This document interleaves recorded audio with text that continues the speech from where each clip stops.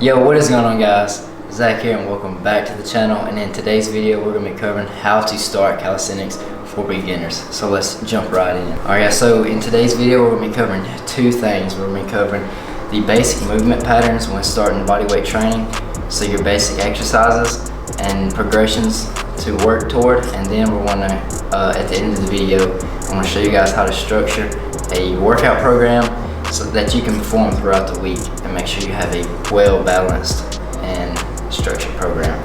So let's get right into it. And the very first thing that we have is we're starting off with the base of our body, which is our legs and our core. So you definitely don't want to skip your legs. Never skip leg day. So the very base level exercise I have for you is going to be air squats. Now this is going to work your quads, your glutes, as well as your hamstrings. And then as you get stronger and these become easier, what you want to do is go on to the next progression, our level 2, and that is going to be the assisted pistol squat. So this is a unilateral movement.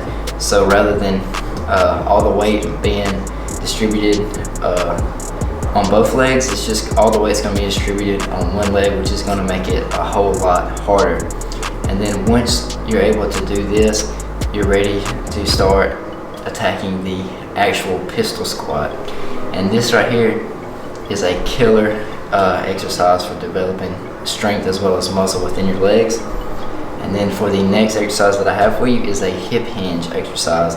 So this is going to be focusing primarily on your hamstrings as well as your glutes, so you don't want to neglect those. Those are key to having a strong and well balanced lower body. So what we're going to do is focus on glute ham raises. So at the very base level, or level 1, you have the glute ham raise on the ground. And then once that becomes too easy, what you can do is elevate your feet. So this is going to create a greater range of motion, and then this is going to allow you to really overload and build more muscle and get stronger. And then once that becomes too easy, you can do a single leg variation, which is killer.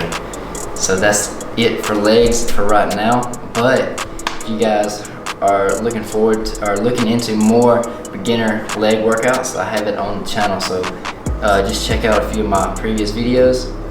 But moving forward, we have the core. So when you're first training your core, what I recommend is you find a pull-up bar. So a hanging knee raise, in my opinion, is the best lower ab and just overall ab exercise. So at the base level, you have knee raises.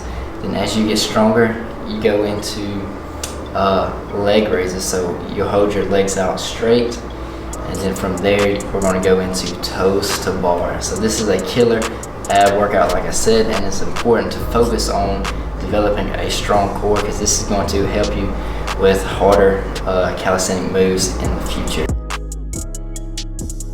We have covered our lower body and core. We're moving into the upper body. So the upper body can be categorized in push as well as pull. So your pulling exercises are going to work your biceps as well as your back. Then your pushing exercises are going to work your chest, your shoulders, and your triceps. So even with those, you have those two categories, but you also have another category in each one of those. So you have vertical pulling as well as horizontal pulling. You have horizontal pushing as well as vertical pushing. So we're going to focus on all aspects of each one of those exercises. So starting off with the very first exercise I have for you is the pike press. So this is a exercise that's going to primarily target your shoulders as well as your triceps. So this is a vertical pushing exercise. And once you get comfortable with doing this exercise, it's time to move up into level 2, and we're going to elevate our feet. So we're going to put our feet on an elevated surface, and this is going to increase the amount of weight that is distributed on our shoulders and triceps, making the exercise harder. And once you get comfortable with this, then we're going to move into the handstand press up against the wall. And with this, I recommend you do your torso facing the wall. This, in my opinion, is a better way to do it because it keeps your body in a straighter line, and we don't want to allow our form to break down. But that's the first vertical pushing exercise that I have for you. Then we're going to go into a horizontal pushing exercise, which is going to be a push-up. So at the base level, we have an incline push-up.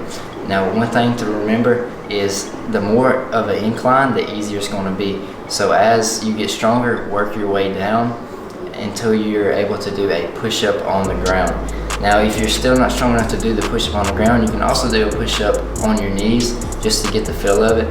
But once you're able to do a push-up and those become too easy, there's unlimited possibilities with push-up variations.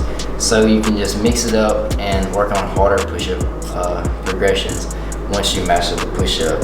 Alright, so another vertical pressing exercise that I have for you guys is going to be the dip. So starting out at the base level, we have bench dips. Now, what you can do is bring your legs in and do a tucked variation, which is going to be easier. This is going to allow you to work your triceps and your chest. So from there, as you get stronger, you can extend your legs, and this is going to make the exercise more difficult due to the amount of weight that's going to be distributed onto your triceps. And then once you get comfortable with that, you're ready to work on the dips on the parallel bars. So what I recommend is you start off with a band. So if you have an assistance band, do assisted dips. Now, using the band, I highly recommend that you pause at the bottom, because what tends to happen is when you go down, the band wants to spring you back up. So pause at the bottom, then start with your pressing, and this is going to give you more tricep and chest activation. And once you master that, you're ready to move on into the full dip.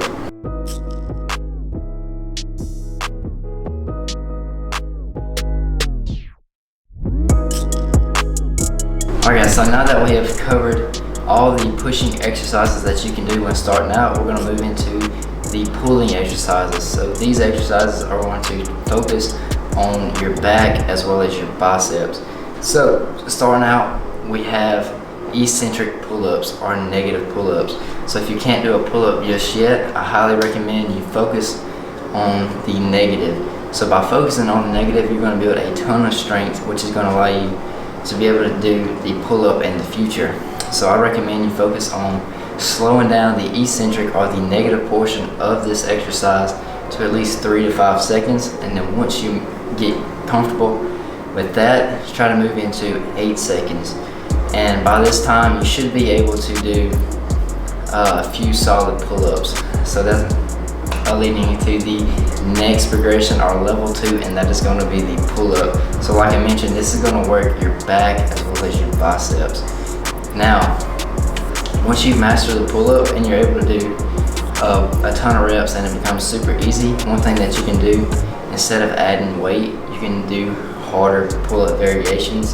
So for level 3, we're just going to focus on harder pull-up variations. So you can do things like archer pull-ups or even L-sit pull-ups to make it more challenging. Now that covers the vertical aspect of the pulling exercises. Now we're going to go into the horizontal aspect and work in the horizontal plane. This is going to focus on the thickness of your back, more specifically your upper to mid back. So the very first exercise that I have for you is going to be the Australian row.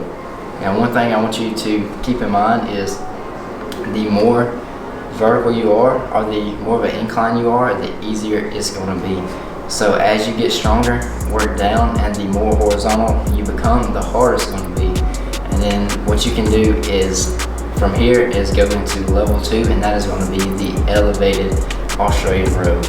And then once you master this, you can go into harder variations such as the inverted row, which requires a lot of strength within your back and biceps. Alright guys, so now we're going to get into how to structure a program for beginners. So if you're just starting out, I highly recommend you start off training 3 to 4 days per week.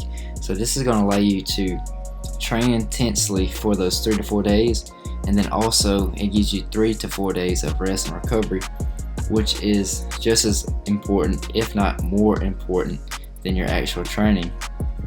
So with that being said, what a 3-day routine might look like would be something, say, full body on day 1, then rest, then lower body, rest, then upper body. And that is your workout split for the week, and it would look something like this. .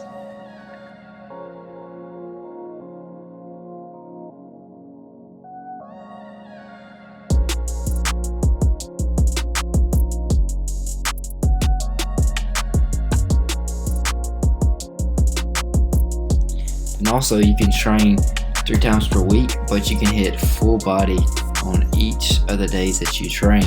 So this is going to allow you to hit each muscle group 3 times per week, which for beginners is going to be very beneficial because your body is not used to this stimulus, so you have a ton of room to build muscle and strength. So one thing that you can do is have 2 separate full body days. So full body A, which looks something like this, and full body B, which will look something like this, and then what you'll do is rotate these 2 workouts throughout the week. Then you could also train 4 days per week and do a lower upper split, which is allowing you to train 4 days per week while hitting each muscle group twice. Now this is one of my favorite methods of training, but you can choose the one that best suits you.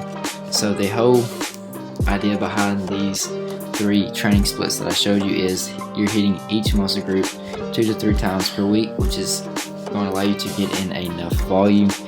And another thing is, when doing these exercises, to ensure that we get enough volume, we're going to work in the 8 to 15 rep range. So this is going to ensure that you get enough volume throughout the week to really build that muscle and grow. And one thing that I recommend you do is start out with a progression that you can do 8 reps and then build that up until you can do 15 reps. Once you can do 15 reps and it becomes too easy, then move on to the harder progressions that I showed you in the video previously. Alright guys, there you have it. There is a complete guide to beginning calisthenics. So if you have any questions, don't be afraid to comment down below and ask. And also if you have any more video ideas you'd like for me to cover, comment down below as well. And also make sure to subscribe for more.